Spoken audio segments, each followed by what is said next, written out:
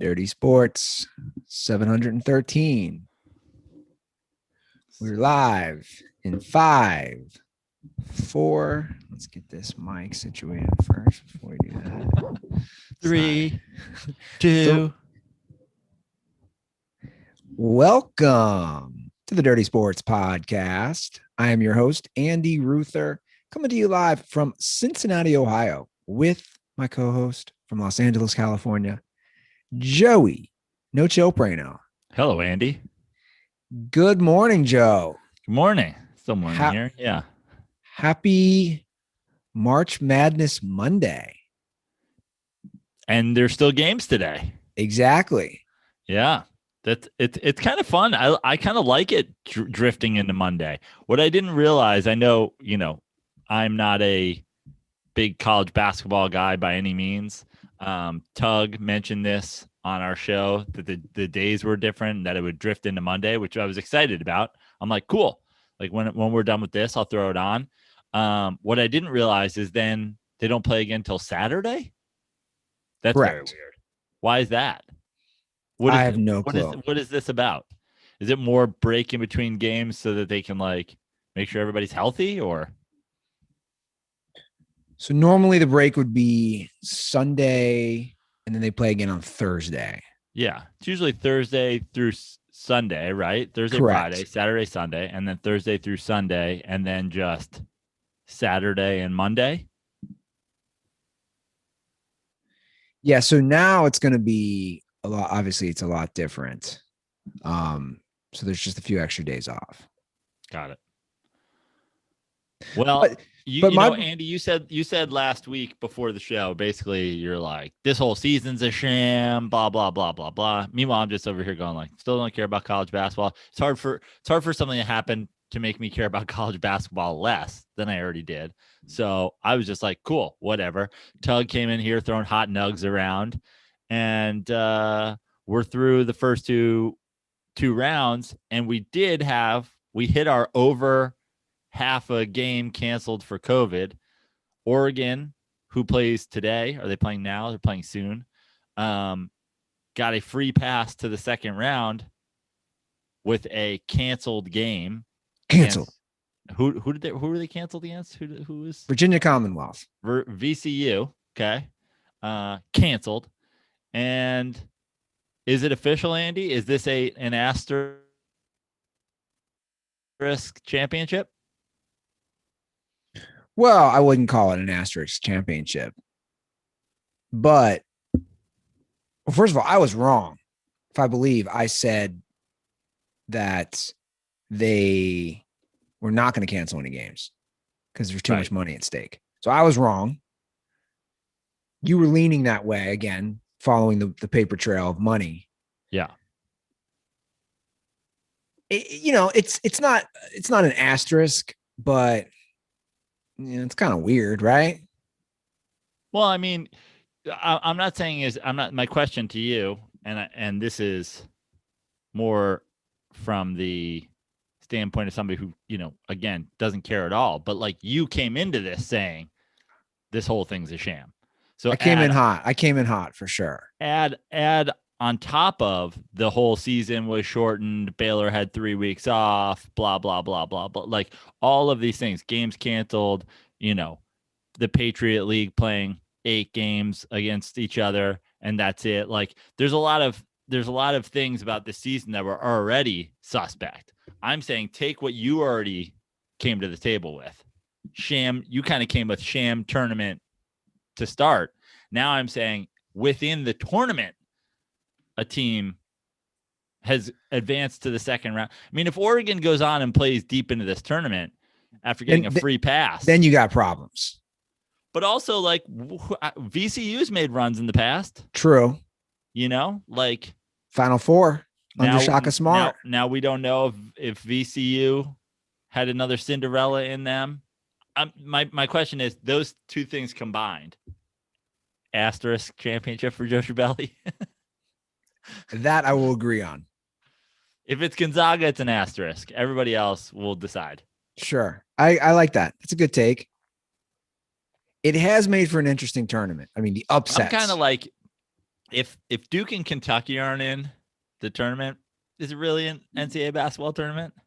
The only thing that's giving us any stability whatsoever is Jim Boeheim and a bubble Syracuse team are in the Sweet 16, baby. And Boeheim's kid is good. Really good. Yeah. We were mocking Coach's son last week as guys who didn't watch much college. Yeah, he's a little bit of a sniper. Yeah, he's got a little chip on his shoulder too. Dropped 25 yesterday.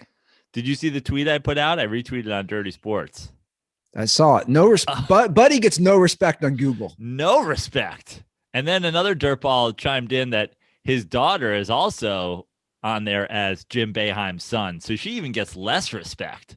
Unbelievable. And then I don't know if you saw my follow-up, but I was just like, okay, let's look at some other famous sons. I put in Bronny James, American basketball player. I mean, this kid's in high school. Buddy Boeheim's lighting up the NCAA tournament. He's still Jim Boeheim's son. Give hashtag respect Buddy. Or hashtag coaches' sons' lives matter. Yeah. Hashtag let Buddy be an American basketball player on Google. Yeah, it's pretty disrespectful. Yeah. But damn, not only did he pump out a kid at 55, that wasn't like jacked up sperm. That was like quality sperm because his kid is producing. Well, when you look at, I went down a whole like deep rabbit hole on the Boeheim family once it happened.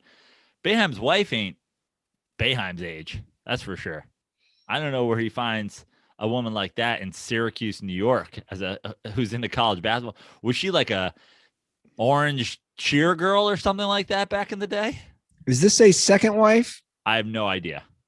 And I don't know if that's their mom, if that's not their mom. I don't know anything. Yeah, it is. Of course. It's their mom or it's their second? It's his second. No, it's a second. He was married to Elaine Boeheim from 76 to 94. This is Julie Boeheim, 97, which would be his mom. Okay. Oh, yeah, Julie's nice. She's 54. See, all these calls we have about you being a pedophile. You like a lady in her golden years too. Equal opportunity degenerate denthead. I have never, ever shied away from a woman with some years on her. I'll just say it. I know we're not as dirty as before. They know how to suck and they know how to fuck. Oh, Andy, please respect Jim Boeheim's wife. I'm not talking about his wife. Maybe I am. Maybe I'm not. I'm just saying the girls who have some mileage on them. Dude, you gotta get out of the basement, man. It's getting rough over there. It's getting dark. You don't get enough sunlight. Every time we're on the show, it's sucking and fucking and C words, and you turned into Midwest basement guy. You know what? I've been getting out a lot. The weather is nice here. Midwest man yells at clouds. I'd like to announce I've been running again. I got a new pair of, not even a sponsor. They're getting a free plug. I got a new pair of Brooks Glycerin, the 19, the newest ones. I love that song. Brooks Glycerin. Brooks Glycerin. Even got a discount. The local running spot near the gym I go to gives you 20% off if you're a member of that gym. It's exciting. This is my life. It was very exciting. Take that $150 pair of shoes, $30 off, just like that.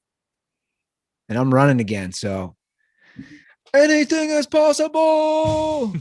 I'm running. I'm swimming. I'm doing push-ups. I got a lot going on, Joe. This is what's happening. You need to get yourself a nice bike and start biking around those hills of Cincinnati, and then finally do that triathlon that Keiko made you cancel. Yeah, that's right. I should. And you know what else I've been doing is getting the lawn nice and ready, Joe. It's officially spring there, right? The weather's been good and no sign of it turning back. It's that rainy season / pretty nice weather. April showers. Exactly. Bring nice lawns or something like that. Yeah. And you know what else is bringing nice lawns is our friends at Sunday. I'll tell you what, I love working with Sunday.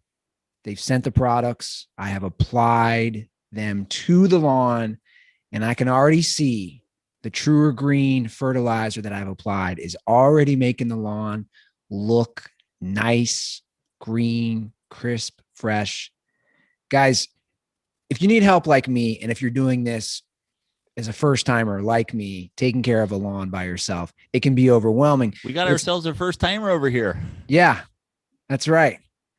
But it's not overwhelming when you have Sunday, because they send the products. They're there to help. I actually called their support. This is a true story, because I had a few questions and they were very helpful. I was asking how much I should apply to the lawn, some other questions that I had, and they really do take care of you. And I can't recommend them enough. DirtBalls, if you need help with your lawn, let Sunday take the guesswork out of growing a greener, more beautiful lawn this spring.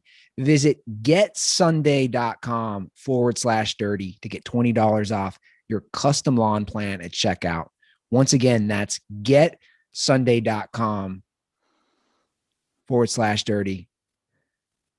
And correct me if I'm wrong, Andy, but now's the time to do it, right? Now's the time to put the Sunday on your hose, spray it into your lawn. Correct. And then let spring happen. This isn't something to wait until your lawn's not popping for spring. Get on it now. It's a great point, Joe. Now is crunch time. Now, if we're talking March Madness, now is the final 2 minutes. You got to be prepared. You got to have the right play. So that's $20 off your custom plan at getsunday.com/dirty. Okay. There's a lot to get into with March Madness. And I think, correct me if I'm wrong, I feel like this year the upsets are out of control. We're not even through the first 2 rounds.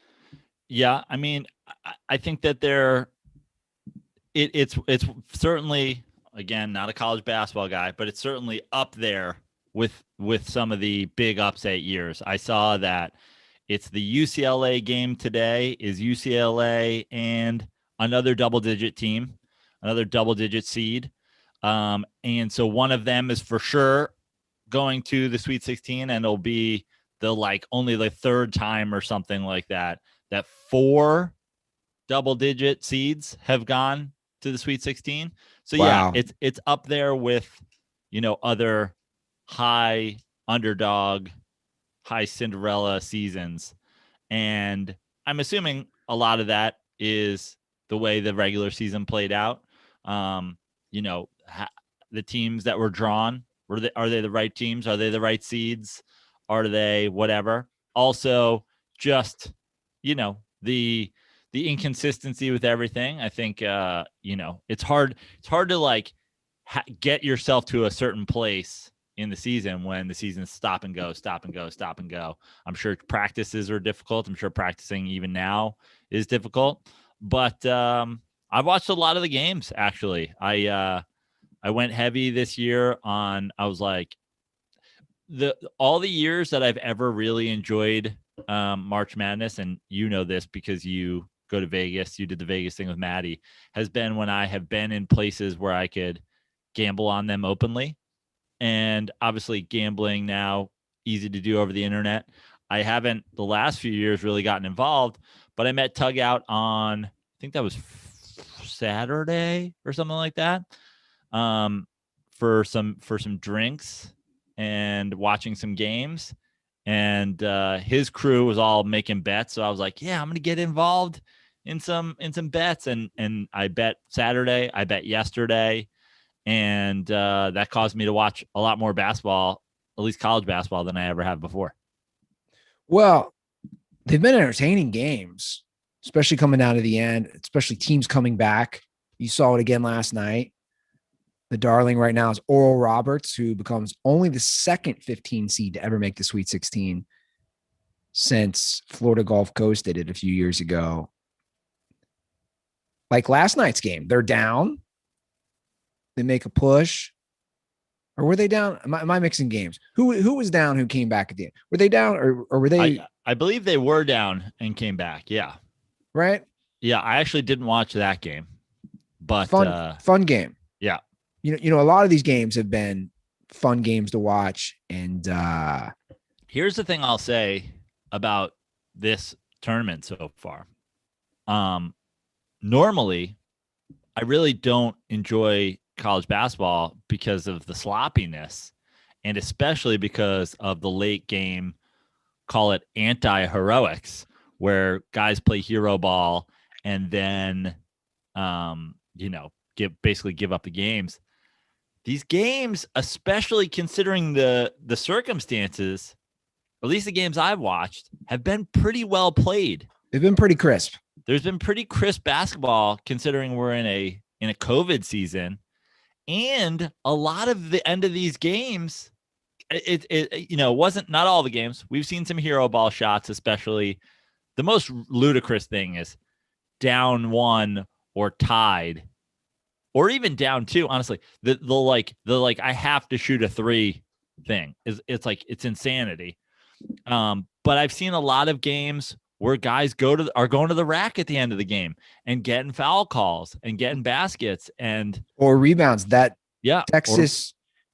Texas versus Abilene? What's the school? Abilene Christian. Did you see that game? Yeah. Guy goes to the hoop, misses, tough shot, but not a bad shot. Guy gets the rebound, fouled, makes the free throws, they win. Yeah.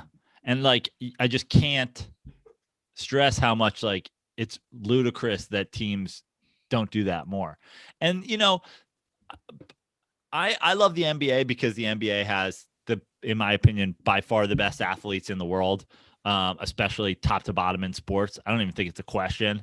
And they're doing it at the highest level. And the jump between college basketball and NBA is so huge. But I have always liked the fundamental aspect of college basketball, where, there are plays being set. There are, ball fakes. There are a lot more backdoor cuts and all that. I like that. If it's well played. And I gotta say, I'm especially surprised, given the season, that this has been a pretty crisp tournament. You know why, though? It could be.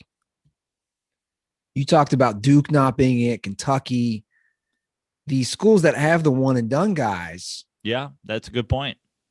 That is the hero ball. They're not going to stay. There's no continuity with the players. And then you got a team like Houston, let's say. I don't know. Maybe a couple guys could go pro. I have no clue. My point is, right, they're a good team. They're going to play better as a team. I feel like you see that with Baylor. Yeah. Watching them, I think they play very well as a team.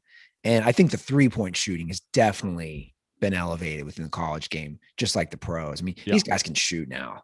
Yeah. And that changes everything. And what I've found interesting through this tournament is also, like the NBA, no lead is safe. You look at a lot of these games, teams are down late, 10, 11, 12 points, and they'll come back and win, which in the past, at least just based off memory, I don't have a number to back it up. I feel like when you're a worse seed, you're not coming back when you're down 10 with 4 minutes to go. Yeah. But now I feel teams have the ability to do that. And I'm all for it. I'm all for the Oral Roberts, the Loyola Chicagos, the whoever. And I want to see craziness. I love the madness as far as. Did you even fill out a bracket? No. Confession, DirtBall's going to go nuts on the Harris. I don't think I filled out a bracket in 3 or 4 years. Wow.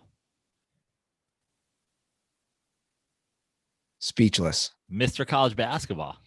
I'm not Mr. College Basketball. I enjoy watching. Is that lame that I don't do brackets?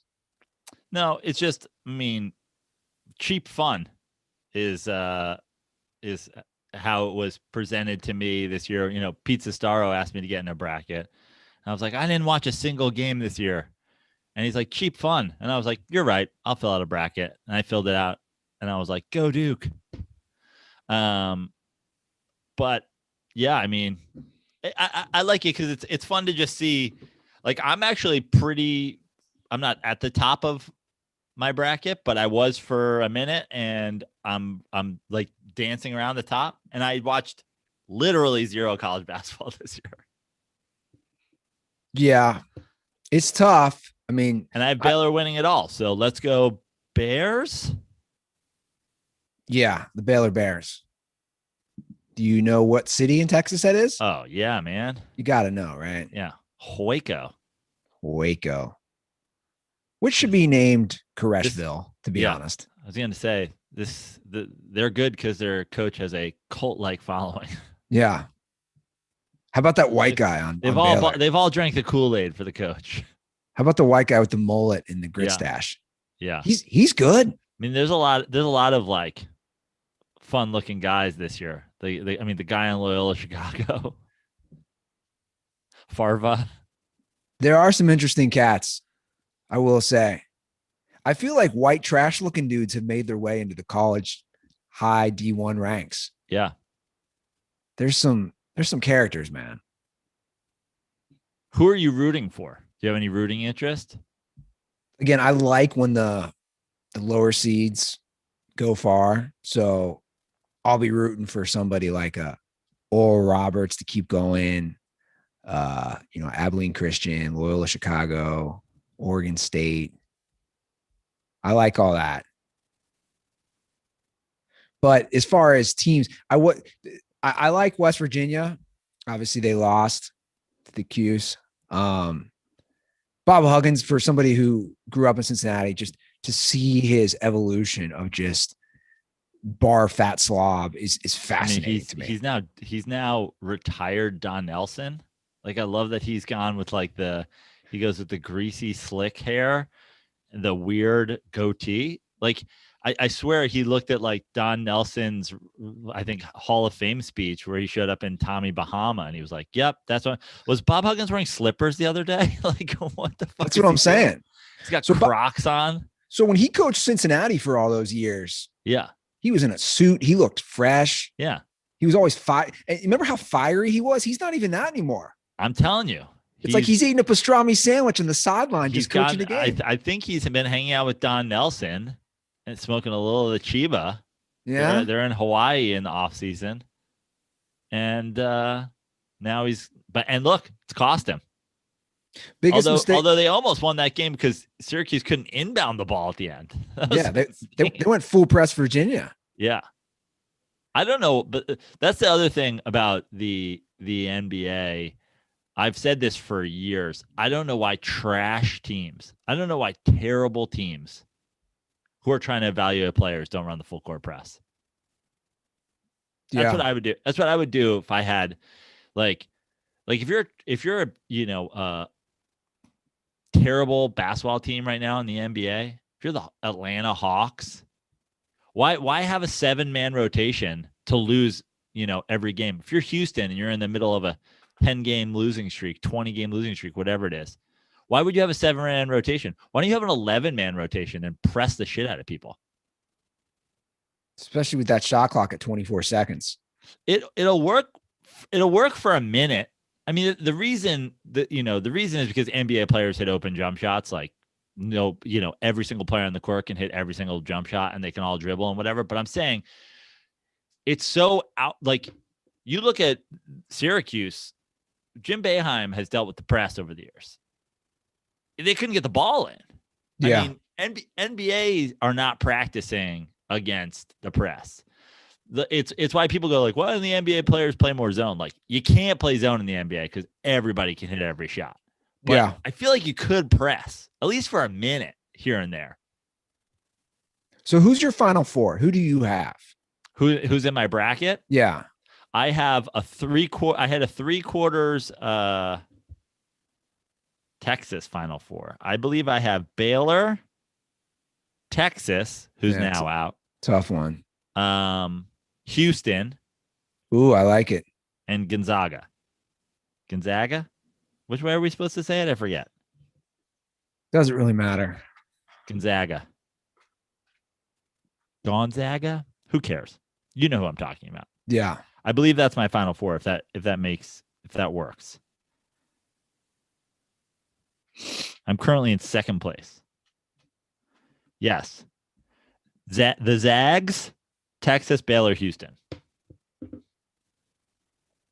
So I was devastated when Texas lost, but a lot of people had Illinois and they lost. So I feel like that gets me right back in the mix. That's is that a Tug Predicts? We talked about that game. Yeah. the fanfare with the two teams from Illinois and the proximity. I love Tug, and I want to give Tug credit for all of his nugs and all of his hot takes. But I also love that Tug will be like, it could be an interesting game. And then if they lose, he's like, called it. You're like, bro, you said it could be interesting. He's like, do we fade the Big Ten? And then the Big Ten lose. He's like, told you, fade the Big Ten. I'm like, you actually asked if we should. You didn't say we should. If you had said we should, that's a hot take. You know who's repping this tournament? Nobody ever talks about them, especially with basketball. The Pac-12, Bill Walton Conference, the Conference of Champions. The Conference of Champions. And, that's my team, the two teams, I don't have any rooting interest in college basketball. The two slight teams I root for in college basketball, Syracuse and UCLA. And UCLA wins their playing game, wins their opening round game, plays again today. I mean, I would love to see Bill Walton's Bruins go far. Look at him over here. Look at his jersey up in the background from when he was on that national championship NBA winning Celtics team. Just, you can't mess with the Big 12. Nothing helps you become Pac-12, a great. Bill. That's what I said. The Pac-12. What did I say? You said Big 12, Bill. They are big. They're the big Pac-12. How is some conference going to take big? We're all basketball players. How dare you? Are you insinuating that the Pac-12 is small? Because it's not. It's a very big pack of 12. Outside in the rain of Oregon, shooting your jump shots. Once you get inside and it's dry, it's impossible to miss. Shooting on the sunny beaches of Southern California, wind pushing at you, get inside, no wind to deal with, cash money every time. Mick Cronin to me, again, he's a Cincinnati kid. He coached Cincinnati. Like, to me, that was crazy when they hired him. That also showed the state of UCLA basketball. They're hiring a guy who had success, but I don't think even made it to the Sweet 16, maybe once. Yeah. You know what I'm saying, though? Like, UCLA in the past could get whoever they wanted. Now they're hiring Mick Cronin. Well, I feel like, and, again, I don't know, but it seems like they went years where they got the guys they wanted and they never worked out. And so, maybe think smaller a little bit and think a guy who, they're hoping can build a program as opposed to somebody who comes in and goes, yeah, whatever. But I don't know. Like, listen, they won a play-in game and they won a first-round game. They haven't done anything exciting yet. But if they win today and they get to the Sweet 16 coming out of a play-in game, it would be a nice start for them. Sure. My biggest qualm I'll have with this tournament is how late it goes. It's going later than normal. It is. And I don't know if that's because of COVID, because they have to clean the courts, the 90 minutes. But some of these games, I'm no lie, getting to bed, they're almost ending at 1:30. It never ended that late. Midnight. Like, to me, there's a huge difference if you're watching a game ending at midnight versus 1 a.m. That's a huge difference. But now you're on East Coast time. That's my point. Yeah. So you probably just didn't notice that they ended. No, I don't think I don't know. I could be wrong. I'd be shocked if in the past these games are ending at 1 a.m. plus. Quality of life, bro. It's a perfect time for them to end for me. Honestly, I think they're starting too early. They're already on right now. It's a game tipped off at 9 a.m. on a Monday. Yeah, that's the number one drawback of Eastern Standard Time is without a doubt sports. Without a doubt, number one. Like that playing game, UCLA, Michigan State. I fell asleep on my couch at 10:45. I was tired, right? I woke up to go to bed. The game was already over. I mean, there's a lot of drawbacks, but that's number one in my opinion. Oh, it's number one. Even the things it doesn't affect that much, it still affects immensely. Like, to me, when you're on the East Coast and a baseball game starts at 7 and it ends at 10:30, that's totally reasonable. It's not a big deal. But when your baseball games, like when my Mets games start every day at 4:10, it's happy hour baseball. It's the greatest thing in the world. It's not even like the the bad aspects of it aren't like that whole going late thing is not even a factor, but just the timing, just having a 4:00 start and a 7:00 finish, as opposed to a 7:00 start and a 10:00 finish, is otherworldly how great it is. Happy hour. And then, I mean, it's always for me watching a Mets game right up until I go to a show, right up until I go out for dinner, right out until I go out for drinks. So perfect. As opposed to like being at the bar and ignoring somebody as you look over their shoulder to see what the score is. Oh, it's glorious.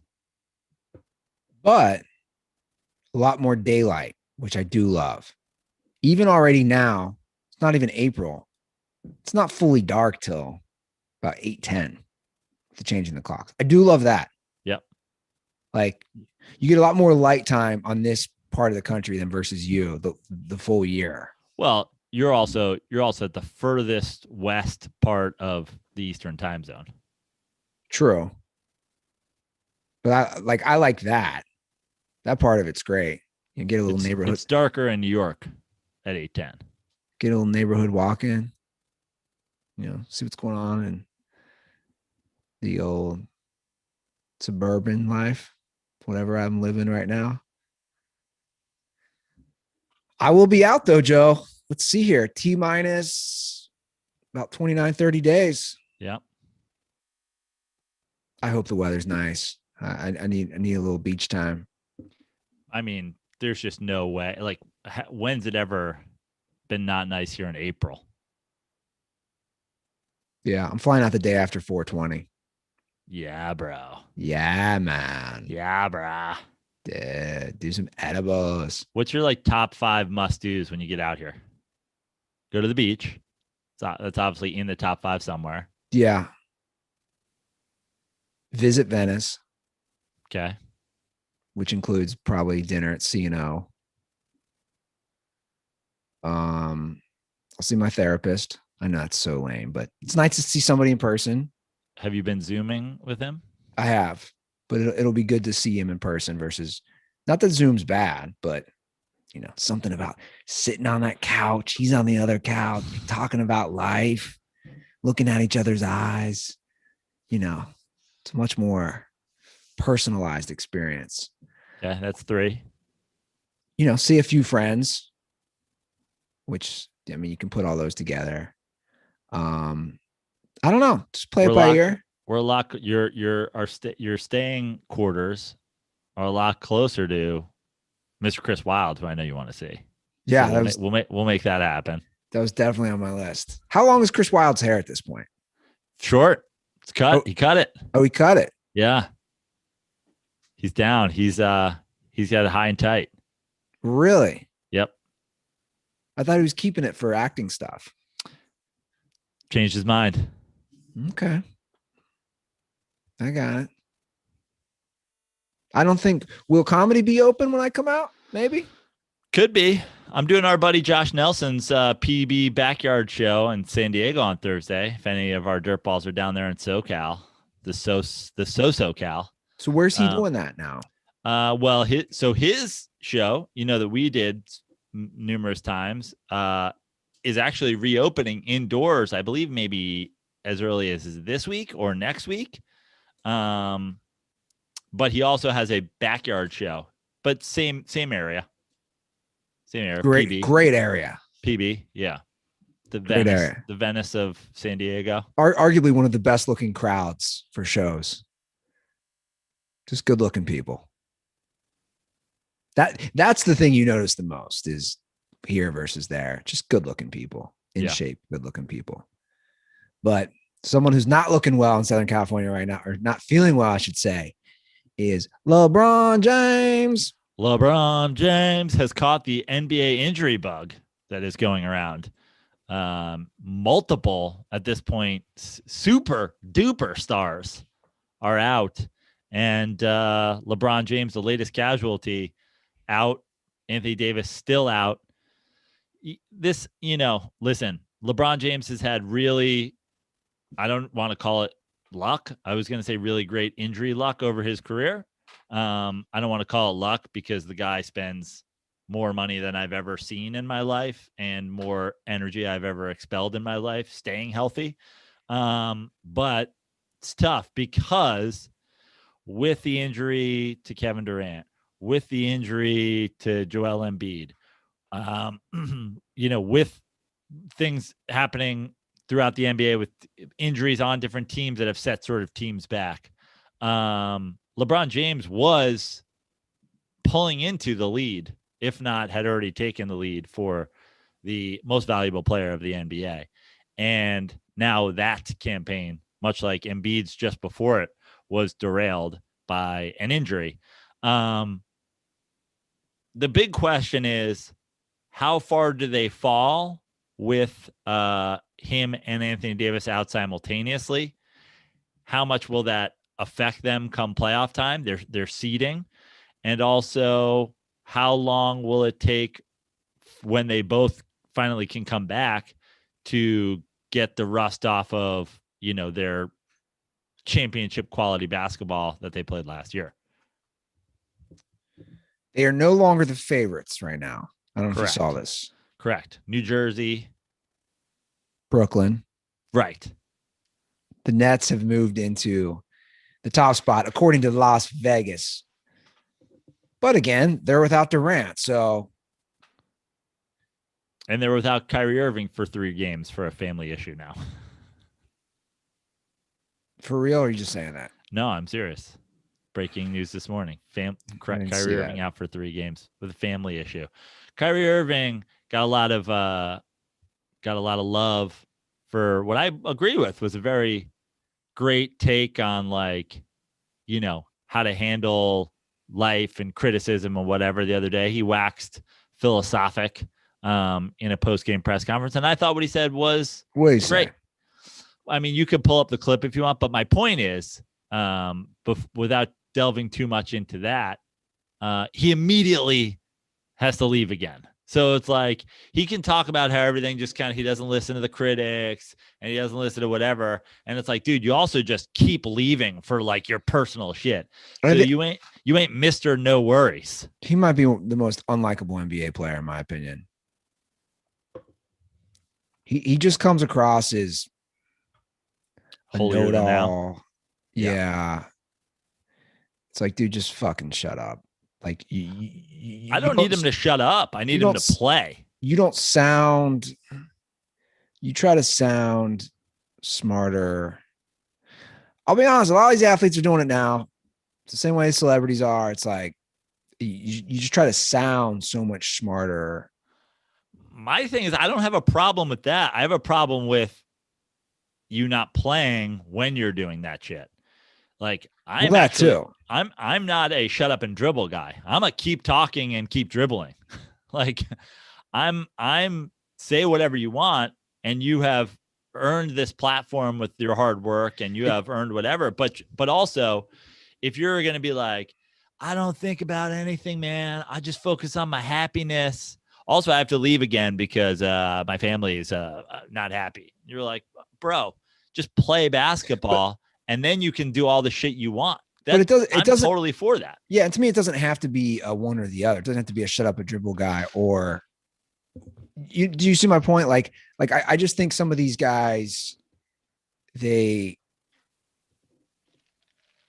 think like Kyrie. To me, like he's prime suspect number one. Where he, it all started kind of with the flat Earth thing, where you're like, well, dude, this isn't really debatable. Like, I don't know if it's because you went to Duke for 3 months, you somehow think whether the earth is round versus flat is somehow questionable. Don't say stupid shit. Yeah. That's my problem. I think the younger generation in general, not just athletes, they try to overthink outside this box, and with social media, and they got all these ideas in their head and YouTube and access to all this information, and they're overthinking shit. Sometimes things are clear cut, right? Listen, I'm fine with him overthinking absolutely everything he wants. I mean, I wouldn't go, I don't even mind him delving into flat earth theories, but don't share that because you're opening yourself up to criticism. And also just play. Also all that and play. True. It'd be pretty cool if the NBA MVP was a flat earther. We'd be like, oh, this is crazy. Like, what world are we living in? But Kyrie Irving will never be the NBA MVP because he doesn't play enough fucking basketball. And I agree with that point. It's the same with the off the field stuff if they're partying, right? Like, do what you want, just play. Yeah. But let's not forget your job at the end of the day is to play basketball. So right. You have to play. Here's the thing. You know, everybody in the world's got jobs. Your job doesn't have to be your whole life. Just because people look up to you while playing your job doesn't have to be your whole life. I agree. But if I'm a teacher and I'm missing right days here and there, the I'm thing not doing about my Kyrie job. is he just takes off 3 days here, 3 days there, whenever the fuck he wants. And you're like, all right, bro, I guess. Yeah. You have, I mean, talking about teachers, I mean, you have just like teachers, NBA players, you have the whole summer off, dude. Yeah, I know. Don't even get me started, man. Don't even get me started on what? The teachers thing. Yeah. I don't even know what you're a former teacher. Are you? I know I am. That's what I'm saying. I've seen it firsthand. And to me, it's been fascinating to see the teacher thing, especially in the big public school systems like Los Angeles with the COVID. I think a lot of them just don't want to work. Oh, I know. I said it on air. I haven't been following the teachers union moves close enough to weigh in. This is based also off my very small, it wasn't long, but still experience with being a former teacher and a former union member myself. I just think that the power. I think the majority of teachers I know are in it for summers off. That's their shtick. Sure. Which cool. They're working to live, you know. And by the way, I have no problem with that. Right. So I mean, I wouldn't say I'm surprised that like teachers don't like that's the name of the game. Yeah. For the majority. I also know I also have a good friend of mine who has won the National Teacher Award twice at this point. He's literally the best teacher in America. He loves to fucking teach. Sure. He loves it. He takes so much, like this dude lives to teach kids. And so this isn't a blanket statement, but I know one of those guys and I know 10 people who are like, I get summers off. I get to coach the basketball team. You're like, all right, I guess. Which, yeah, that's one of the reasons I liked it. Like teaching's a great, I agree. I actually think it's a great profession. It's an admirable profession and it's fun. I think it's cool. Like I could totally be a teacher. Like if you told me, hey dude, you got to be a teacher again, I'd be totally cool with that. Totally cool. And it's also good because guess who's a minority when you are a teacher? Males. It's true though. They need males. It's like you flip the script on. Is it true that the teachers' weight rooms for men are like dwarfed by the female teachers' weight room?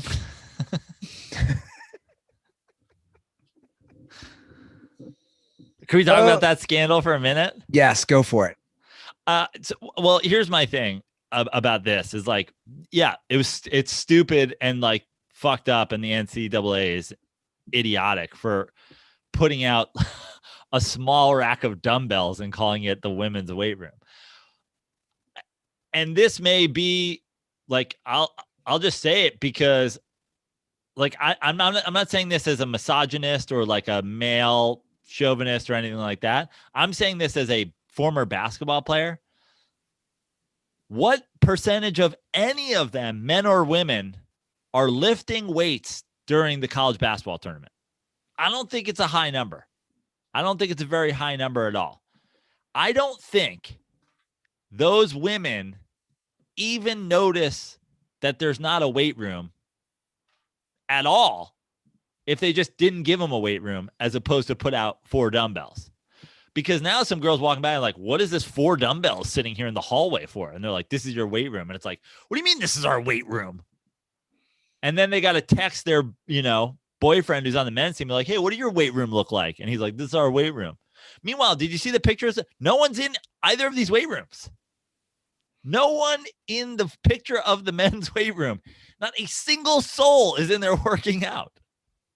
I just think this is like, it's ludicrous that they tried to give women a small rack of dumbbells they bought off of Amazon and call it a weight room.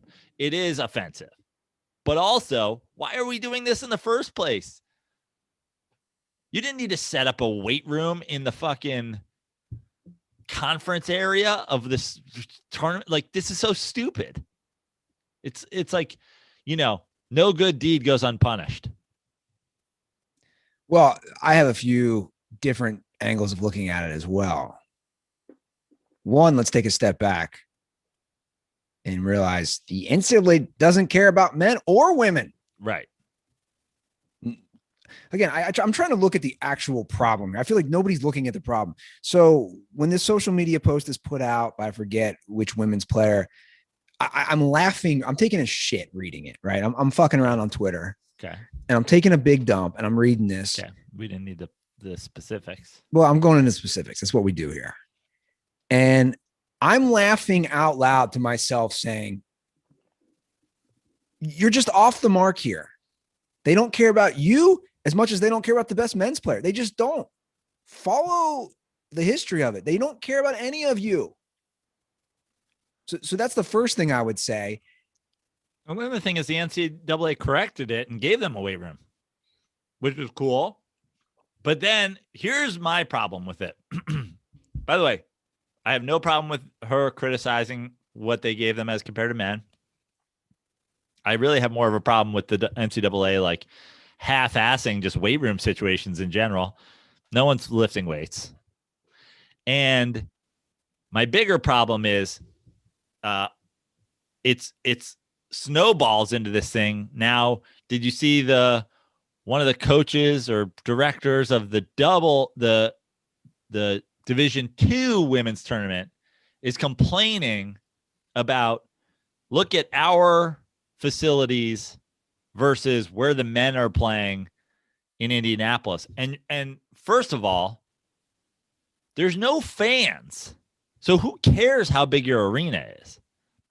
There's no fans in either of them. So who cares how big your arena is? There's a small amount. Okay, there's a small amount. There's no amount it feels like there's none. Right.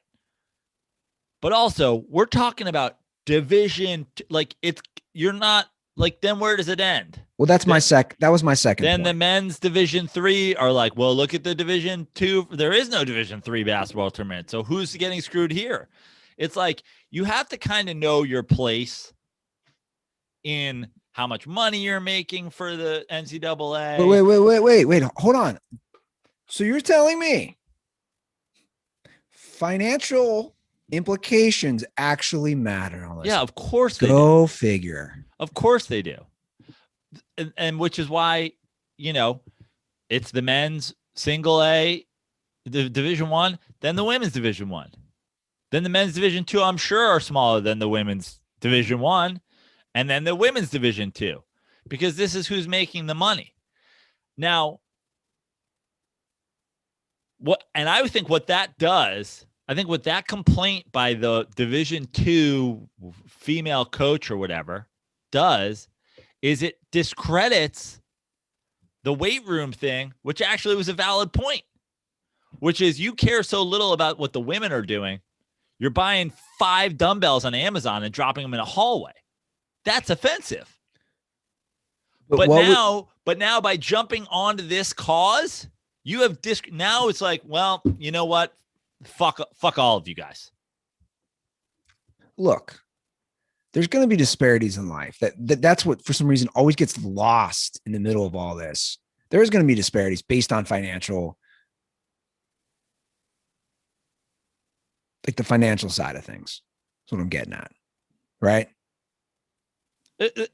Listen, when I go to do a comedy show on Thursday, when I go to the Pacific Beach Backyard Comedy Show, as the feature act, and Josh puts me in the corner of a bar and offers me a single free draft beer, I can't take a picture of that and then be like, look at Eliza Schlesinger's green room at Carnegie Hall. Men are treated worse than women. No name feature acts are treated worse than headliners. And that's my point. For all of these women, here's a fun fact. There's no rule that says you can't play on the men's basketball team. There's a rule that says they can't play on your team. So go play on the men's team. Well, and the truth is, this is where we're headed with all this shit, man. It is. It's sad, but I'm telling you, man, it's where we're headed with a lot of this shit.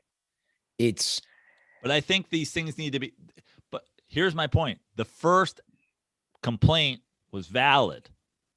And then the second person saw what the first person's complaint got social media clout, and then they did their own. And all they did is discredit and actually hurt the message from women's basketball that the first complaint got a conversation going about. Now you've had to jump in with your Division II bullshit, and now you've discredited the whole fucking argument. But what about the argument if someone said, hey, man, the NCAA men's tournament is making this. I'm not saying that they can't upgrade the weight room. That's kind of a small piece of all this. Right. But that's the original point. That fine. Was the point. That was the point that actually had substance, which is the women's basketball tournament is not making as much money as the men's basketball tournament, but it's making enough where you can buy more than fucking 5 dumbbells that you stole from the fucking LA Fitness down the street and threw them in a hallway. I agree there, but I'm just trying to look at like the bigger picture. And that's why I brought up my first point of they don't care about either of you. Well, that we know for sure. But like, I don't know, like I'm so at my wit's end with people just posting shit that does fucking nothing. It's like, dude, you really care? All you guys fucking don't play. But it's true. Like, but again, going back to the first point, she posted something. It did do something. They got a great weight room out of it.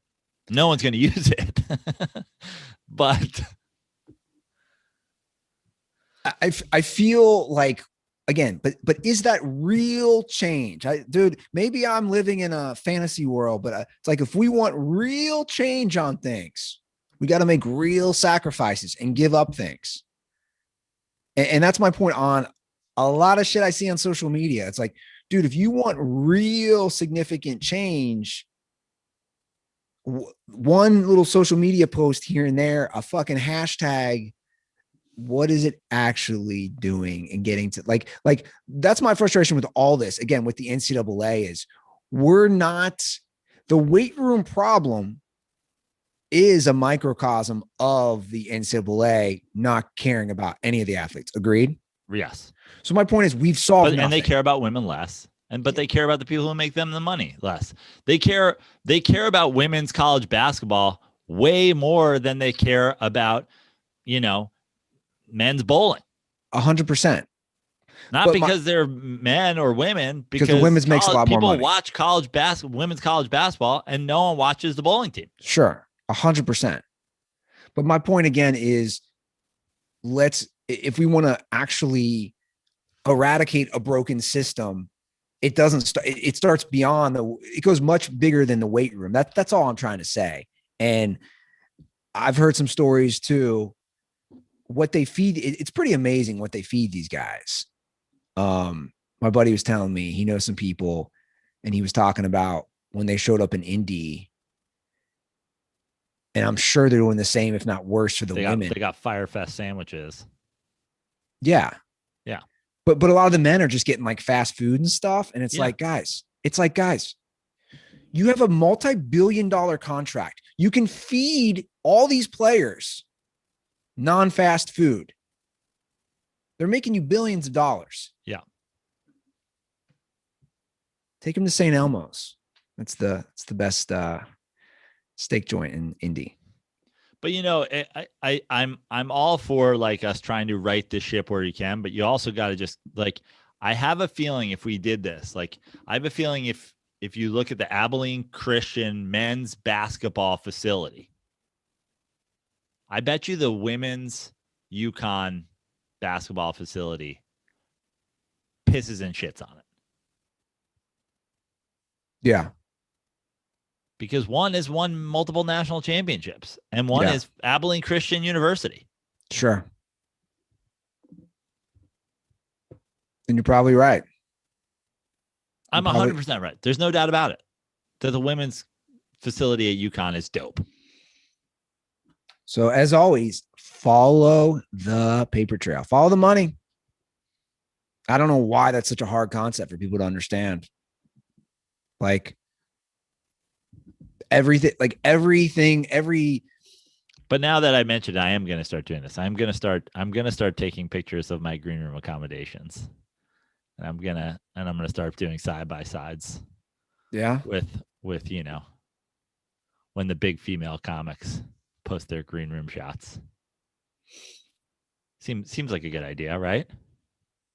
Sure, people will be on your straight white male side. I'm sure everyone will back you. I'm a trans woman, Andy. We've been over this.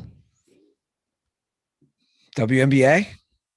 Not with my knee injury anymore, but maybe I still have some college eligibility. Maybe women's Division II. Maybe we can upgrade those women's Division II arenas.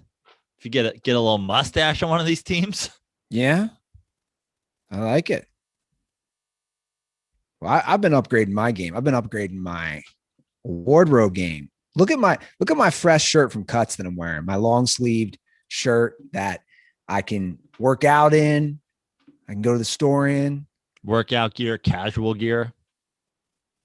Really is a great fit. The quality of this fabric, I absolutely love. I really do. Yeah. The hoodie that they sent us is the best hoodie I've ever owned. I mean, it is slimming.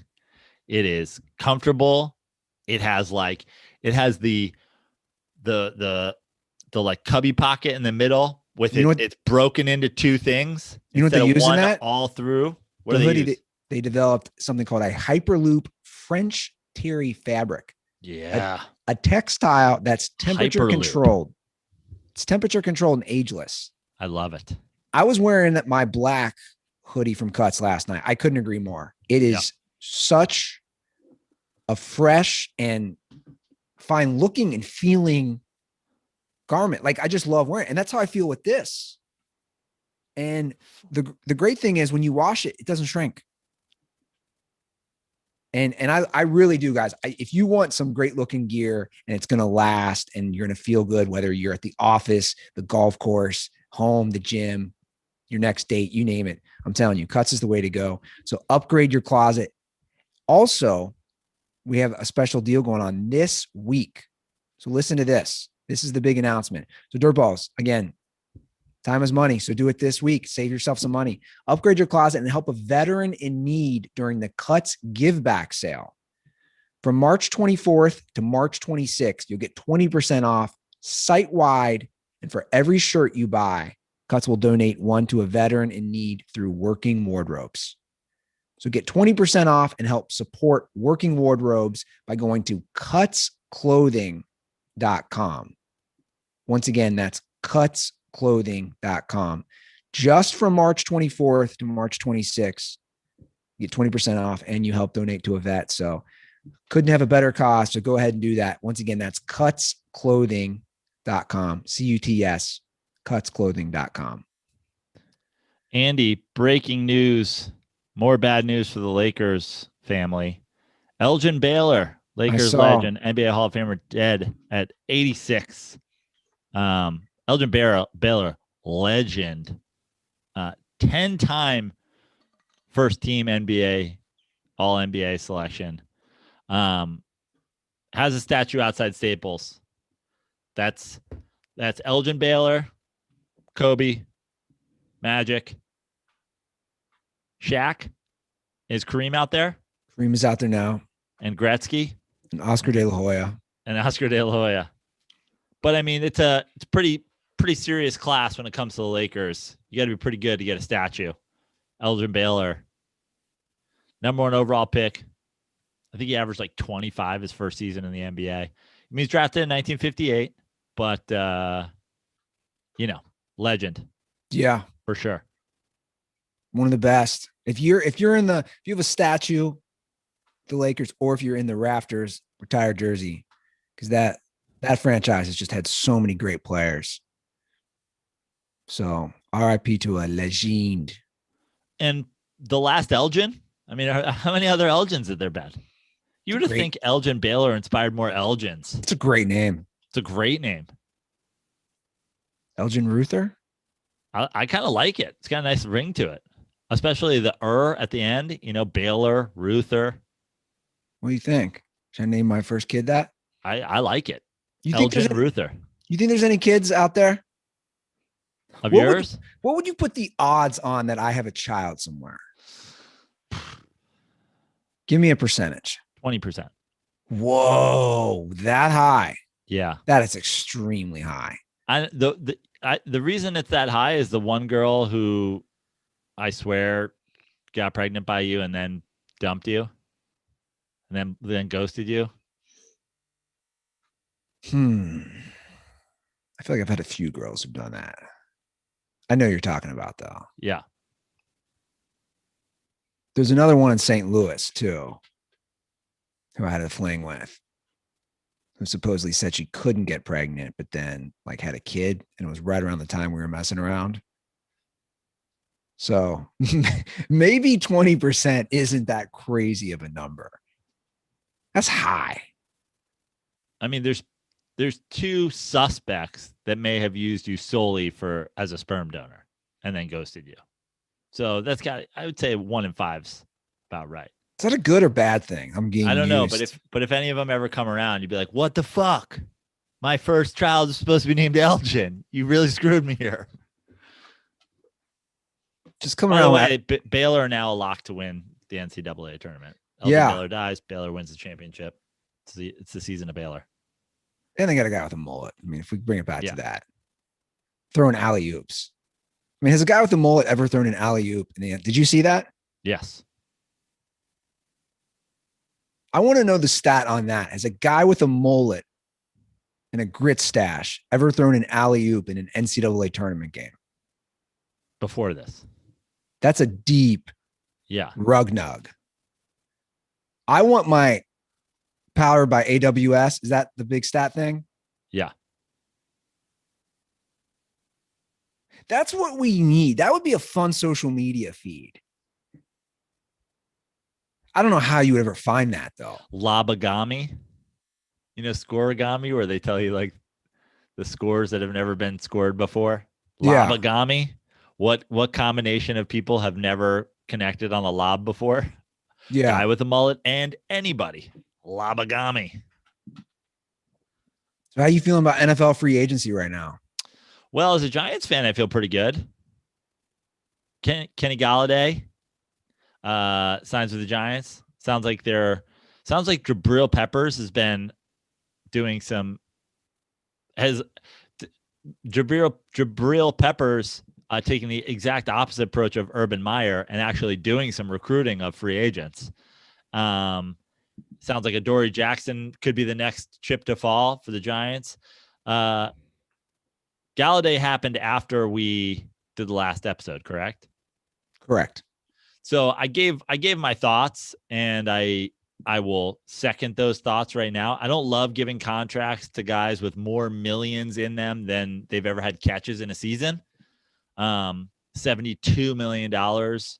And I think he's had maybe 70 catches in a season, but obviously he's not a big receptions guy, more of a big possession, Plaxico Burress type. I mean, when you look at, I saw a tweet about it, but there is the comparison to his age and statistical history and Danny Dimes's age compared to when Eli Manning got Plax is it's remarkably similar. I don't love the money, but here's the thing. The salary cap at this point is just a sham. It's just the salary cap at this point is just a thing teams use when they don't want to spend money. Restructuring. Otherwise, they can restructure them however they want and make it all work. Like no team's been like, we don't have the money. It's a game that everybody does with the IRS. Let's just call it what it is. Like everybody's playing this game of cat and mouse with the IRS, how to move funds, allocate funds, especially very wealthy people, right? You know, you can put it in this Roth IRA. It's less taxable, or this IRA, you know what I'm saying? Or whatever program you have to maneuver things around. I put all my funds in a Tim Roth IRA. I'm fucking dying over here. Fucking, they shot me in the gut. IRS, I'm fucking dying. Wow. Shout out to the 3 dirtballs who get that. So that's what's happening in the NFL right now. You're right. The salary cap is kind of a bullshit thing at this point. Yeah. It's an excuse teams use when they don't want to spend money. So that being said, it's not my money. And I like the signing. And I like giving Danny Dimes a big, tall, touchdown catching target. Just like I said about AJ Green signing. I hope, it's really not about how much he produces except in touchdowns. If he catches double-digit touchdowns next year, let's go. The Niners are stockpiling linemen. They are building a line. Now they just need a quarterback to protect. I don't know. It's been the NFL free agency. What are the other headlines I'm trying to remember since our last show? Seahawks got Chris Carson back for a couple of years. Right. Giving Russ his weapons. They signed former Rams tight end. What's his first name? Is it Gerald Everett? Yep. You know what? The Carson one, again, we just talked about running backs and contracts. It's a 3rd-year optional. They're not breaking the bank. I think he's injury prone, but he's a good running back. I think that definitely helps Russ stay. And also, like you said, or the argument is against the big money contract, and he didn't get one, and he used the system. And like, if you're a don't pay your running backs guy, then that's a great contract, right? I watched a video. It's so funny. I thought that everyone's coming around this, and I thought of you and Tug. I was watching, I don't know, it just popped up. It was Adam Schefter on one of those ESPN shows. I don't really watch those shows, but it popped up when I was reading the article. And Schefter's going down the whole thing like, you got to win when they're on their rookie contract. And he's talking about this, and obviously Russ's contract now, and how they won, of course, when he was on his rookie deal, and basically how you have to win. It doesn't matter what team, right? It's almost, you got that 4 or 5 year window, like the Browns are in the middle of it, right? Where you got to win now. You're on Baker Mayfield's rookie contract. I just thought it was kind of funny that now this has turned into a mainstream thing. And I'm thinking, like, you guys were saying this 2 years ago. Yeah. And that's why, to go back to the Giants thing, is like the Giants have now, they also got, what's his name? Your boy, Cincinnati boy from Minnesota. Kyle Rudolph, who, has certainly been a productive wide receiver in his, I think, 11 years tight end in his 11 years in the league. So they're surrounding Daniel Jones with weapons at this point. And in a way, it's in a way, like this, now this people are all right, pray now. But like, in a way, it's been good that he's kind of been disappointing. If they still believe in him and they're going to give him weapons, because if Daniel Jones had come in and been Justin Herbert, they would have already had to extend him. Sure. They would already had to give him $500 million or $300 million or whatever it is. So now when they finally have a defense that shows up last year and they get weapons now this offseason, obviously the big need is this offensive line to protect the guy. And with Saquon coming back off of an injury, it's kind of good that he's been disappointing and he still has to be on his rookie deal, as opposed to being like, fuck you guys, extend me. Yeah. And this goes for every team. But that's why you also look at a team like the Chargers and you go, you guys better win right now. Yeah. Like, you better go win right now. Got 3 years. You got 3 years before you're going to be hampered by that contract. Yeah. I got to read these Urban Meyer quotes. Urban Meyer. I mean, Urban Meyer, this is just, obviously they haven't played a game yet, but this is just not a good start with. Well, they haven't played a game yet. He's complaining about free agency. He's whiffing in free agency. So how it works in NFL free agency, teams are allowed to contact the agents of players who will become free agents only during a 2-day period before the league year officially starts. Which is basically when most of these deals have gotten done in the last few years. Correct. Your GM is contacting their agent, and you're basically doing a deal in terms. You don't actually sign the deal till the league year starts. Correct. But you can't talk with the players. You can't have them come for visits. You can't have them do the whole thing. Urban said Friday morning, I don't agree with it, but no one asked my opinion. I guess that's let's just say right now, that is for sure true. Urban Meyer, no one asked your fucking opinion.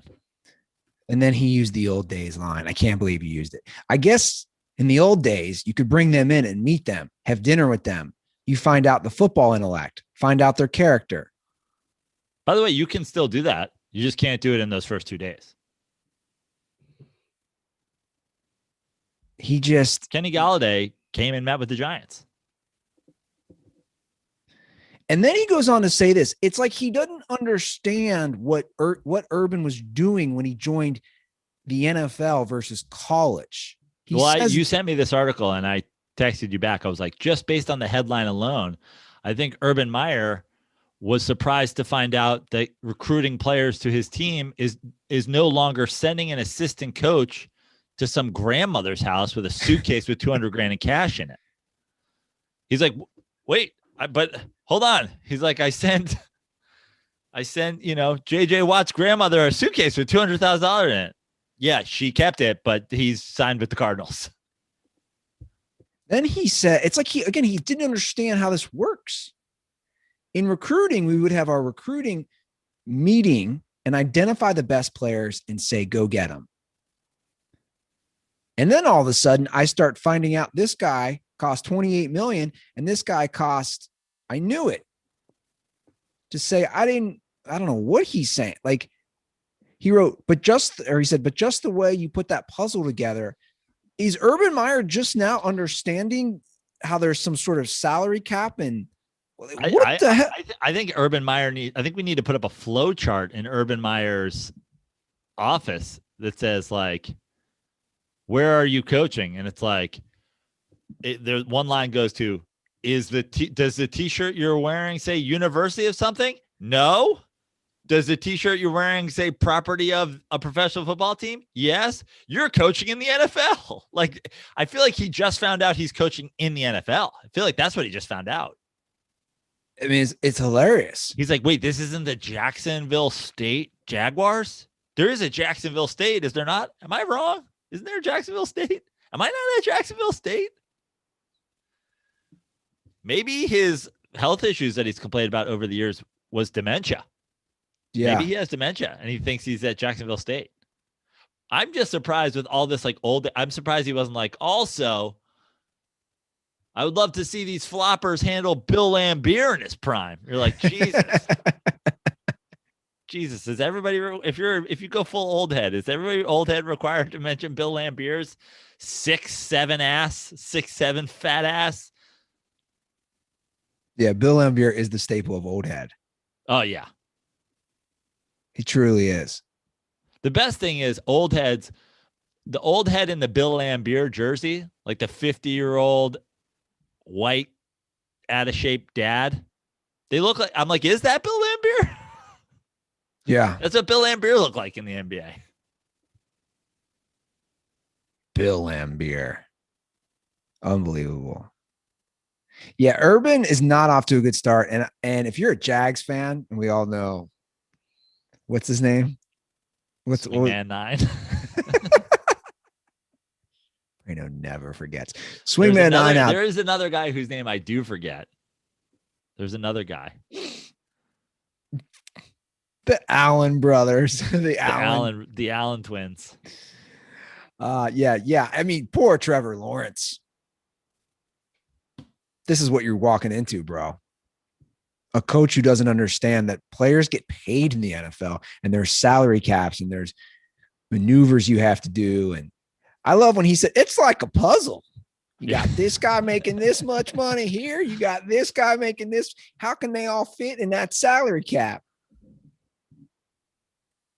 He's like, I like it better when you just have unlimited amount of money, but you're not supposed to be paying them, but you just do it under the table. And then no one knows. And no one's keeping track of how much you spent because you're not even supposed to be spending. Yeah. And you get one of the boosters who's got a car dealership to give him a car and then to give their uncle a job as a car salesman off the books, but he doesn't have to show up. We just give him money for being there. It's like it was a way better system, way less complicated. He did. The idea that he can't figure out the salary cap, but he can have 75 guys on scholarship and get 75 uncles off the books car dealership jobs with fucking Ohio State boosters. The entire Northern Ohio car sales fleet are guys who are just uncles of dudes who are on Ohio State. He did sign Carlos Hyde to the Jags, which after reading this Solid made me deal. it made me laugh. And I think Carlos Hyde is nice. Like I think he's a good, like he's a decent running back, but it made me laugh reading this.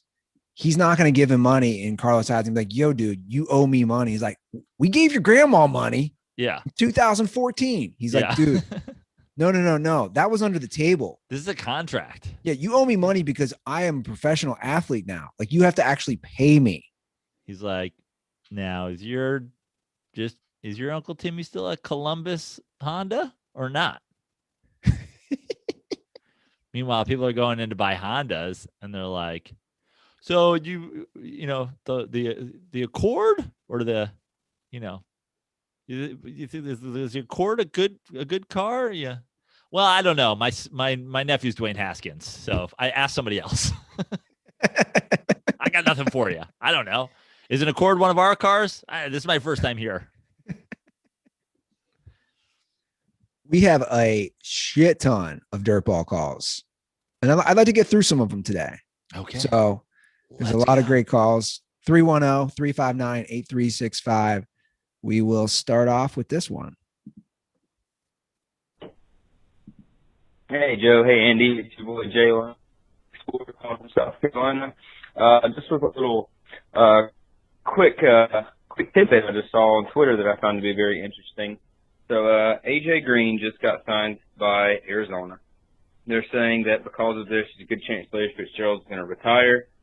I just want to know, where do you put Larry Fitzgerald all time on your receivers list? He's definitely not top 3, but there's a strong argument, I think, for him to be top 5, top 6, quietly even.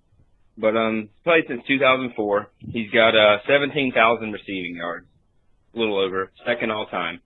But what I saw that was so crazy, he's got 2,260 targets, give or take. He's only dropped 29 passes in his career, and he has more tackles than he has drops. He's got 39 career tackles.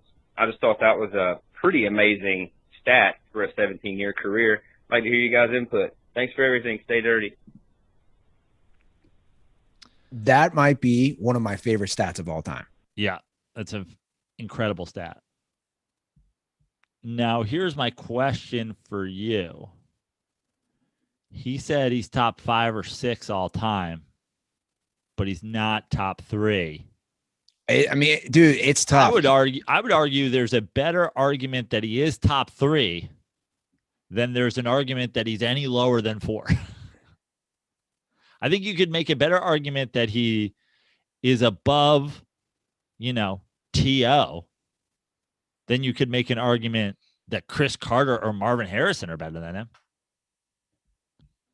Jerry Rice, Moss, Owens, Carter, Harrison, Fitzgerald. That's the touchdowns list. So he's 6th in touchdowns. He's second.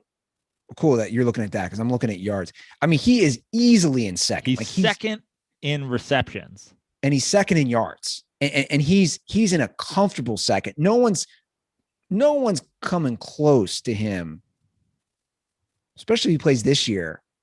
You know, he'll be almost 2,000 yards ahead of third place Terrell Owens for yards. And he's second in receptions, second in yards, sixth in touchdowns. T.O. is third in touchdowns. Third in yards, third in touchdowns. And I don't know where he is in reception, but he's like 1, 2, 3, 4, 5, 6, 7, 8th in receptions. I'd argue he's third all time. It's really tough not to, man. And honestly, look, listen, I could say he's fourth all time at worst. At worst, I agree. I mean, Moss is fourth all time in yards and second all time in touchdowns. Moss is way further down the list in receptions. But I think to me, Moss was a better receiver than Terrell Owens. Yeah. So to me, you go Owens, Fitzgerald. Again, I'll leave it at this. He's top 4 all time. Like, I don't even think you can argue that he's not higher than that. He's lower than 4th all time. I agree. I mean, he's that good. And now he goes into his Jerry Rice Seahawks years. Like, where does Fitzgerald go? I don't know. I'd like to see him with Arizona. I would too, but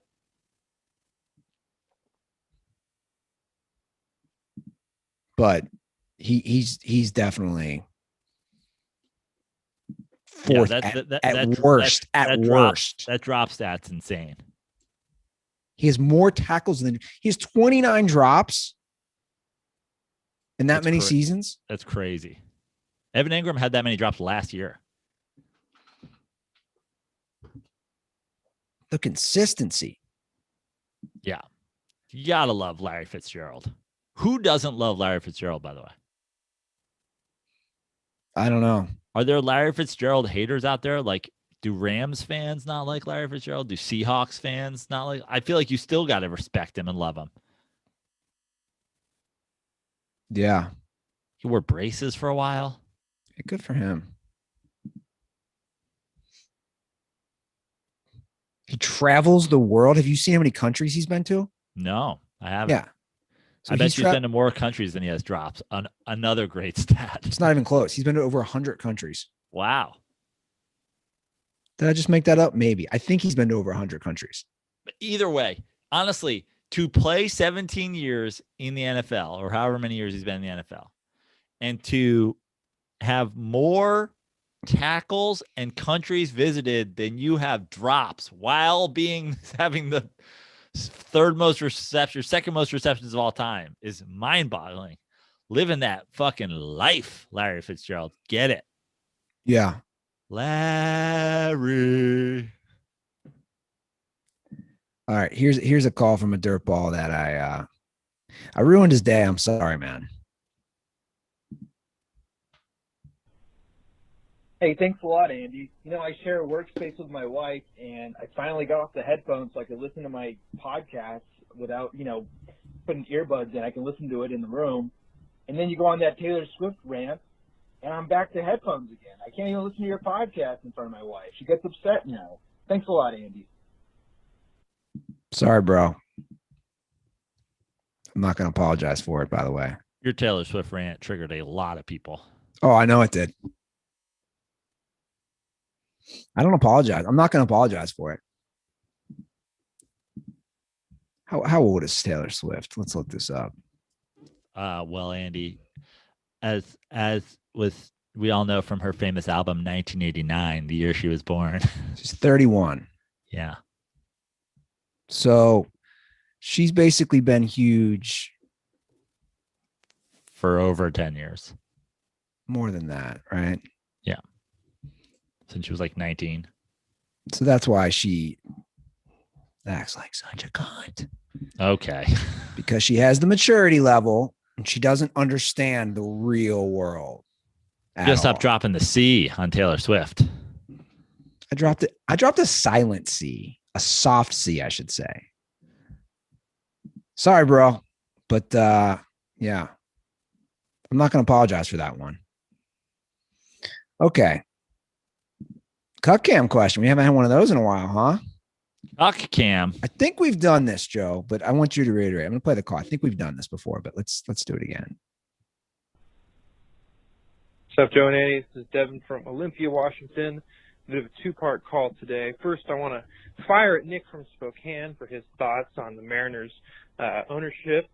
First of all, it wasn't on the ownership. It was the team president who said the terrible things about the players, and then they fired the president. So it doesn't exactly seem like your friend has a leg to stand on. Shouldn't abandon the team. They've got some really exciting young prospects like Julio Rodriguez and Jared Kelenic coming up. So bad time to be leaving the M's.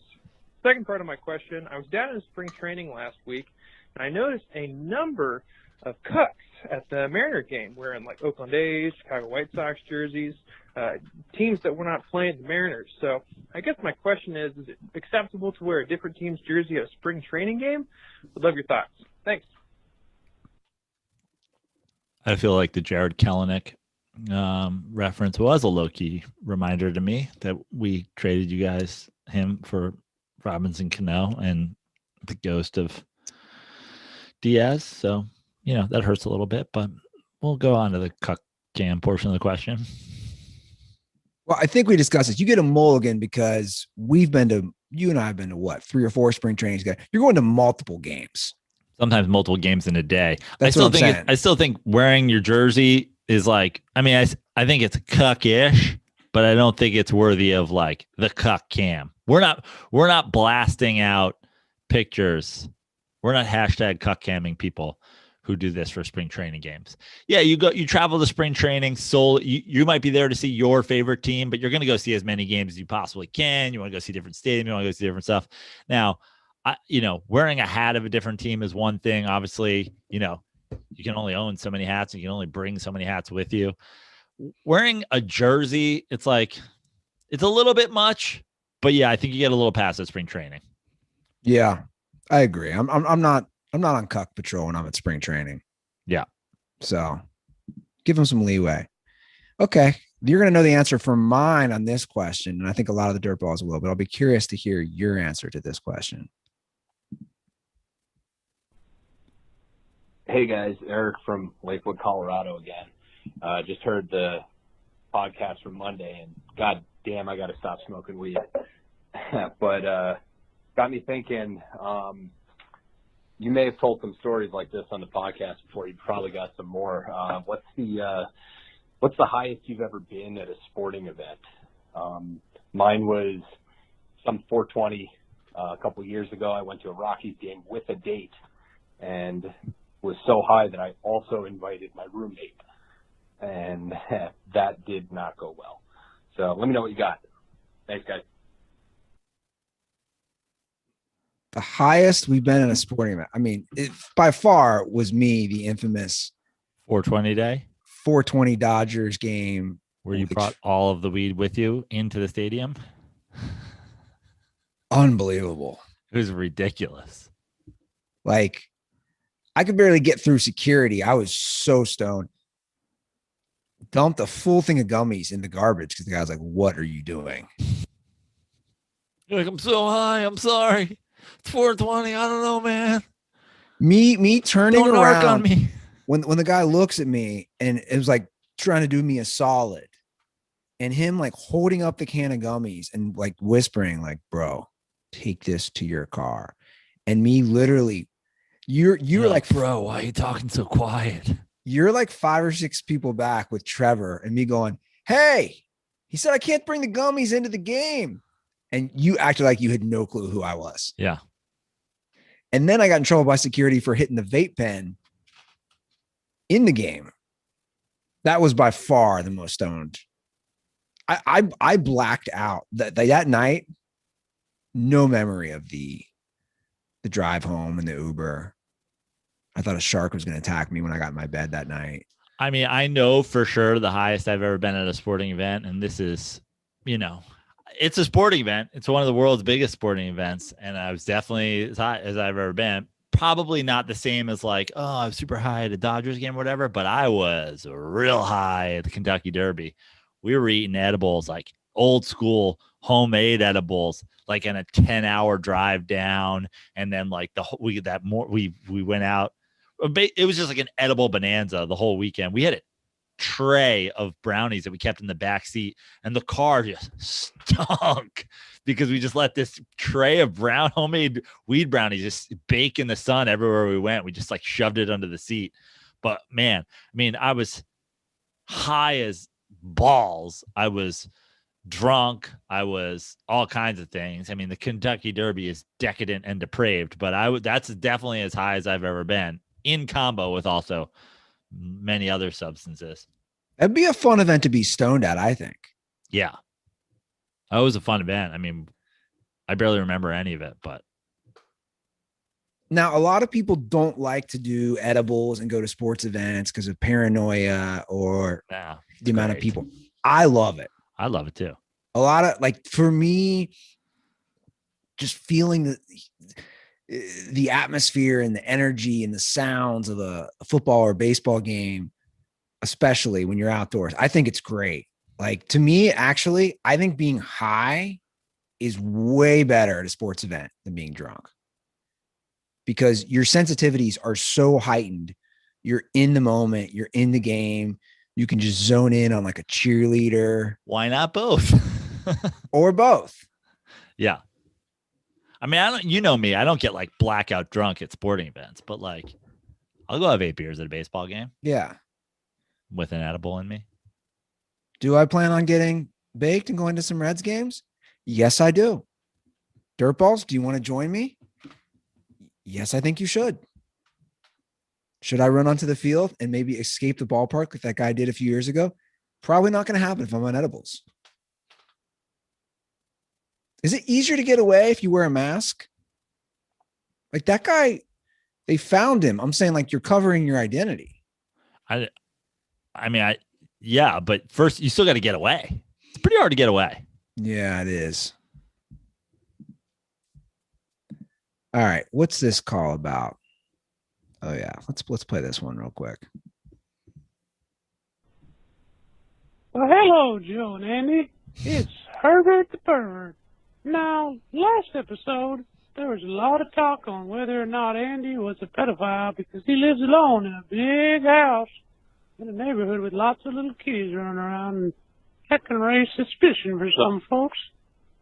So here's what I say. I really didn't get labeled a pervert till I was harassing the paper boy and having him over to give me baths, which was consensual, and he was 18 most of the time. So I think, Andy, as long as you stay away from that type of behavior, you should be just fine. Stay dirty, you boys. Herbert the Pervert. Herbert the Pervert got that McConaughey whistle and everything. Like, what is it? He sounded like Tally from South Park. Yeah. What did he say he did with that boy? You want to touch kids? Gave him a glass? Give him a bath. Oh, a bath. Yeah. That's That's our first. I mean, that might be the best character we've had call since Skeletor. Yeah. Skeletor.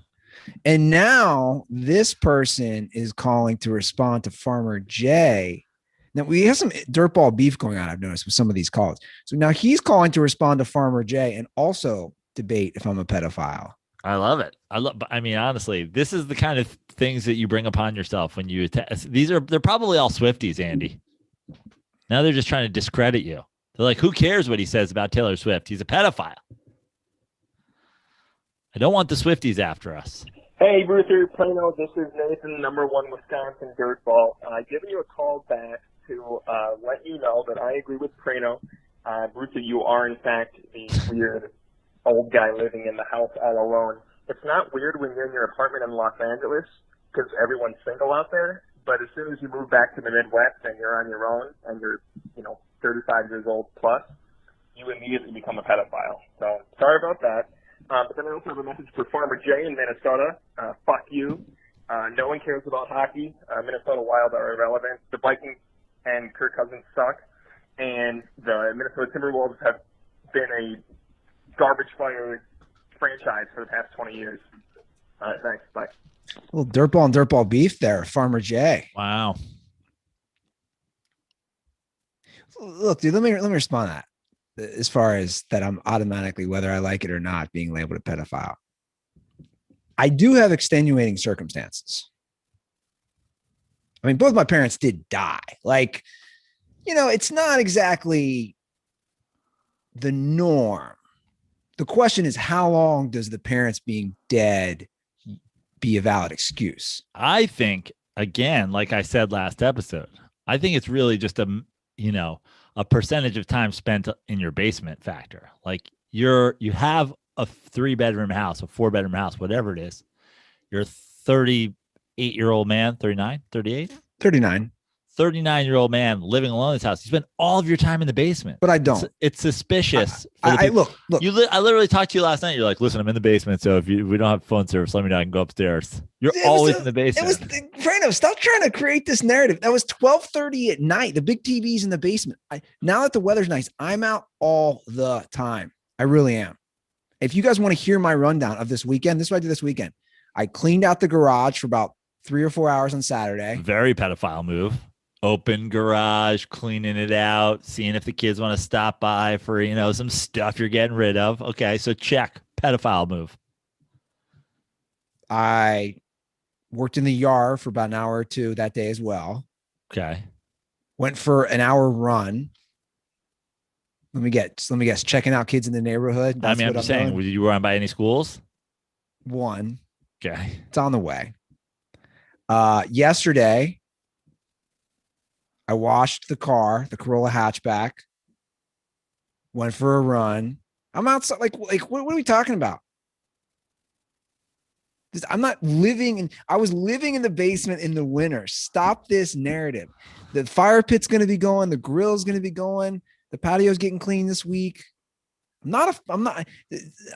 Enough I of this. auditioned to be the new Subway spokesperson. I don't know where you guys are coming up with this stuff. It's unbelievable, you guys. I did get some info on Kings Island as far as my buddy who I coached with has a season pass for his family. And he goes, dude, you're not going to believe it. And I'm like, actually, I will, as far as the weirdos who go by themselves. They said when they went, the last 2 times they've gone, you'll see multiple people on a roller coaster, clearly there by themselves because, they're not sitting next to anybody. Yeah. Like the coaster enthusiast is a real thing. People that have the wristband, which means the fast track, which means what percentage of coaster enthusiasts do you think are also pedophiles? You're like, I don't know. Just because I'm going to Kings Island alone most of the time, but also occasionally with my 3rd grade basketball team, none of which I'm the parent of, doesn't mean I'm a pedophile. There's a bet for you. Will I ever go to Kings Island alone? I hope summer? Not. I hope not. I'm never going to do that. For the record, I'm never going to go to Kings Island alone. It's going to be with family or maybe a date. Don't take your dates to Kings Island. It'd be a fun day. Definitely not the first date. Don't take a first date to Kings Island. Yeah, not a first date. Yeah. My buddy had that happen, though. He told me that. What? He took somebody or they took him? A girl he met. Like, he's married. He's been married for 10 years, but years ago, he met her and she's like, want to go to Kings Island for our first date? Like, she paid and everything. And she was a kid fucker, too. Oh, no. No, she wasn't. All right, let's do one more call, and then we'll wrap it up. I think I know we're going to answer on this, but I'm going to play it anyway. What's up, boys? It's Bryson calling again. I had a nice little discussion with my buddy, and it was very interesting, and I just want to get your opinion. It kind of piggyback on what y'all were talking about with the NFL quarterbacks and how many busts we've had, like in the draft, just number one picks and everything. Is it just, do we not think the NFL quarterback may be the hardest position to be successful as far as pro sports? It just seems like we have so many busts from college to NFL, and these guys, like, you have some of these Heisman Trophy winners in college, and they just don't pan out in the NFL. So I'm curious, is the quarterback position just the hardest position to be successful in, like across the board with sports? I just feel like maybe just because the draft is more popular, you know about these players more than some of the baseball drafts and other things like that. But it seems like these guys that come from college basketball are pretty successful in the NBA. The ones that actually get drafted, you know, same with baseball. So I'm just curious if maybe it's just because quarterback is that hard of a position to be successful at. What you think? Stay nerdy. I don't think it's that the hardest to be successful at, but I think it has the highest bar for what is considered success. Like, you know, there's certainly guys who've been in the league a long time who, you know, are successful, and it's almost like if you don't win, then there's no other sport where if you don't win a ring, that's like the bar for success. 100%. Like, you can be an NBA player and be an all-timer and never have won a ring. And like, it's not really about you. Like, you know, obviously there's so many guys who, like, now we're in the ring chasing era and whatever, you know, et cetera. And certainly in baseball, and I'm assuming in hockey, you know, there's guys who just spent their whole career with teams that just like didn't put the team around them. But the thing is like in football, it starts there. Like, it's very rare that you win a championship with like a mediocre quarterback. You can win a championship in any other sport with a mediocre X. You can win a championship in baseball with a mediocre ace pitcher, a mediocre shortstop, a mediocre center fielder.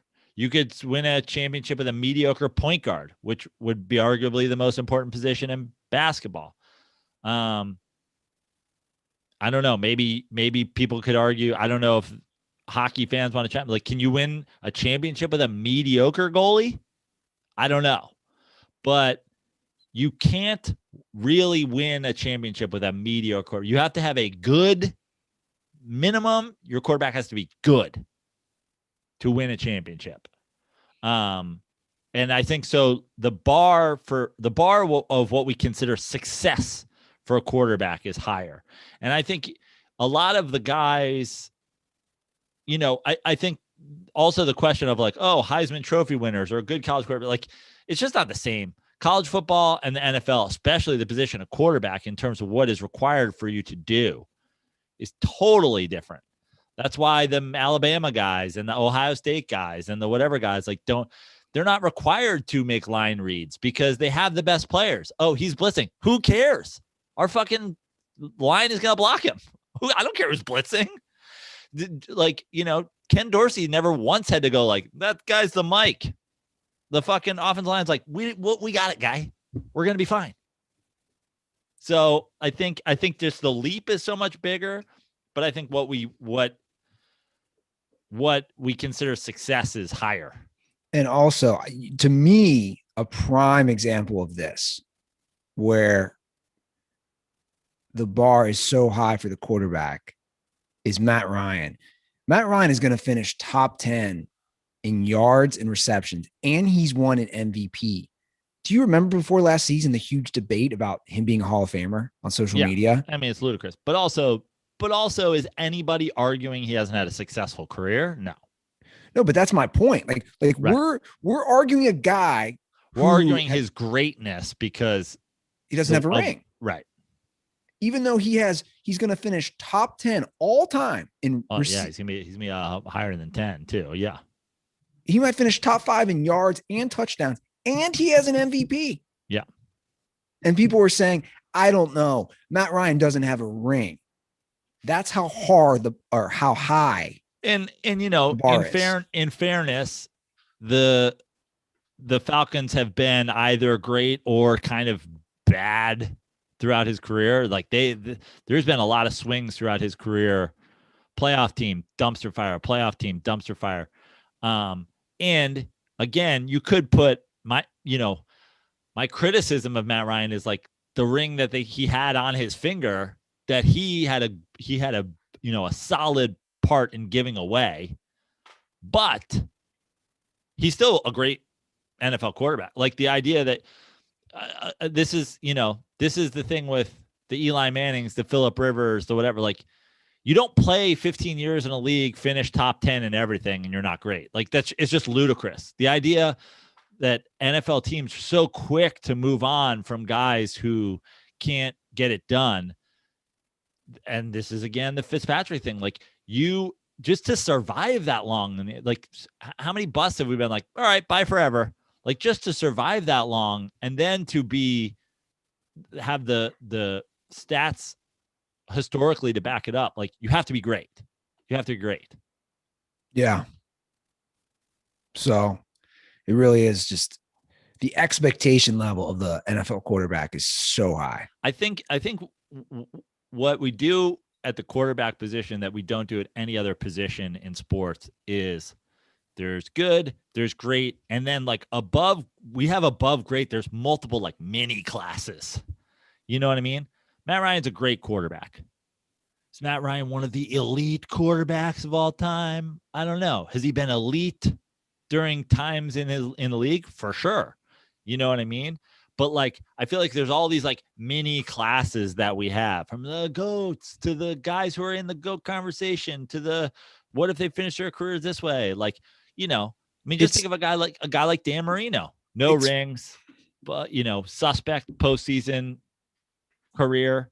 Well, it's the one position, but arguably guys, there are people, many smart, like Bill Walsh, like guys who fucking know football, who are like, Dan Marino's the best quarterback of all time when he was playing. Like he's the best ever. And now we're like, is he 7th? Is he 10th? I was going to say it's the one position of all the sports where we constantly debate elite and top 5. Because you're just not doing like my point is when I watch the NBA or you have an NBA discussion or Major League Baseball, you're not saying, is he top 5? Right. Is he top 5? Because each position in any other sport, no other position affects the game, is required. Yeah. Is required. You can, I mean, look at the Lakers championships. Derek Fisher. It's Derek Fisher is their point guard. Now, Derek Fisher was a good point guard, but they didn't win championships because they had Derek Fisher at point guard. They won championships because they had Shaq and they had Kobe. Now, Derek Fisher did what he had to do. He was great in his role, but he was an average NBA point guard, a slightly above average NBA point guard at the time. No other position can you just be like, hey, we're great at this and this and this. Let's just fill in. Now, we have the Dilfers who have championships, but like, look at those situations. Dilfer doesn't have 5. You know what I mean? Yeah. Give us a ring, guys. 310-359-8365. Thanks for the calls. We'll get to some more on Thursday's episode. Follow us on Twitter and Instagram at The Dirty Sports. Drop an iTunes review. If you leave your Twitter or Instagram handle, I will send you 2 koozies for free. It's that easy. You guys can see Joe this week in San Diego. PB Backyard Show. There's an Instagram account. Go to that Instagram account, click on a link, see if you can buy tickets. I think they sell out pretty fast, so it might be too late. You might not. I don't know if you're down there. But keep your eye on my calendar because it's starting to come back. Things are starting to open up. So we've got shows ahead of us, hopefully. And I usually post about them on my Instagram at Joe Prano, on my Twitter at Fix Your Life, also at Joe Prano on all other social medias. And go UCLA, go Syracuse. Yeah, I'm looking forward to watching some more games, and I was pretty negative heading in, but they've been a lot of fun games. All right, guys, we'll see you in a few days.